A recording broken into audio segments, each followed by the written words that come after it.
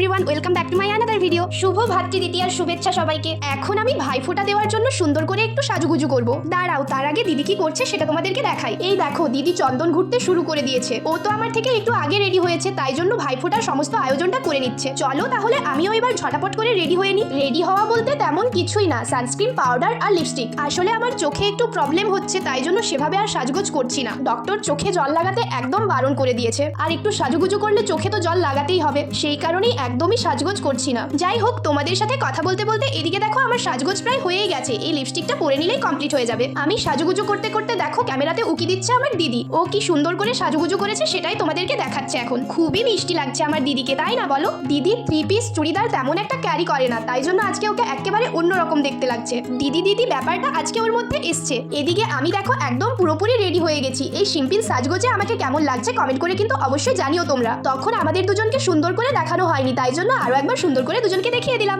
আমরা যেমন সুন্দর করে রেডি হয়েছি, তেমন আমাদের ফোঁটার থালাও রেডি হয়েছে। চলো এবার ফোঁটা পর্বগুলো পরপর দেখতে থাকো। প্রথমেই মা ফোঁটা দিতে বসেছে ছোট মামাকে। প্রতি বছর কালী পুজোতে আমরা মামা বাড়িতেই থাকি, কিন্তু এই বছর যাওয়া হয়ে ওঠেনি, তাই জন্য ছোট মামা এইবার আমাদের বাড়িতে ফোঁটা নিতে এসেছে। আর বড় মামা গেছে আমাদের মাসিমণির বাড়িতে ফোঁটা নিতে, তাই জন্য শুধু ছোট মামাকেই দেখাতে পারলাম তোমাদেরকে।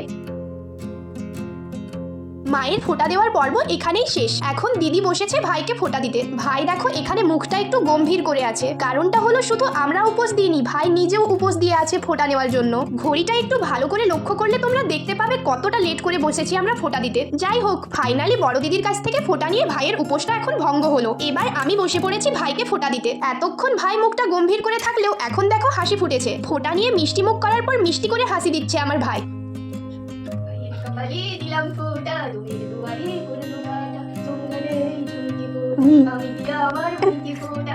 দেখলে তো আমি কি সুন্দর গান ধরেছিলাম। এত সুন্দর গান শোনার পরও আমার ভাই চুপটি করে ফোঁটা নিচ্ছে। আমার ভাইয়ের ধৈর্য কিন্তু মোটেও কম না, সেটা তো দেখতেই পাচ্ছ। অবশ্য কাদের ভাই সেটাও তো দেখতে হবে। আমরা যে লেভেলের ছ্যাবলামো করি সেখানে একটু ধৈর্য না থাকলে কি করে হবে বলো? যাই হোক, ফাইনালি আমাদের ফোঁটা পর্ব কমপ্লিট হলো এইভাবে মজা করতে করতে। এবার চলো উপোসটা ভঙ্গ করি, পেট ভরে পেট পুজো করে। সকালের খাওয়া দাওয়াটা আমরা দুপুরে করছি। এবার দুপুরে এটা কখন হবে কে জানে। সকালের খাবারটা খাওয়ার পর থেকে আর কোনো ভিডিও করার সময় পাইনি। একেবারে সন্ধেবেলা ক্যামেরা অন করলাম। এখন যাবো দোকানের দিকে। ভাইফোঁটা মানেই তো কালী পুজো শেষ, তাই জন্য আরো একবার লাইটটা দেখিয়ে দিলাম। দোকানে আসার পর আর তেমন কোনো ভিডিও ক্লিপ নিইনি। এখন বাজি প্রায় শেষের পথে, টেবিলটাও তুলে দেওয়া হবে, তাই এখন একবার ভিডিও করে নিলাম। বাজির টেবিল তুলে দেওয়া হলেও দোকান এখনো বন্ধ করার সময় হয়নি, তাই জন্য আমরা দুই বোন এখন দোকানে বসে পড়েছি। এখানে প্রোগ্রামে গান হচ্ছিল, সেটাতেই আমরা মাথা দোলাচ্ছিলাম। তারপর পেয়ে গেল খিদে, তাই খেতে শুরু করে দিলাম। খাওয়ার পর আর কোনো ভিডিও ক্লিপ নিইনি। এখন আমরা বাড়ি ফিরছি। মায়ের মূর্তি দেখিয়ে আজকের ভিডিওটা এখানেই এন্ড করলাম। দেখা হচ্ছে নেক্সট কোনো ভিডিওতে। শুভ দীপাবলি সবাইকে। Tata, good night.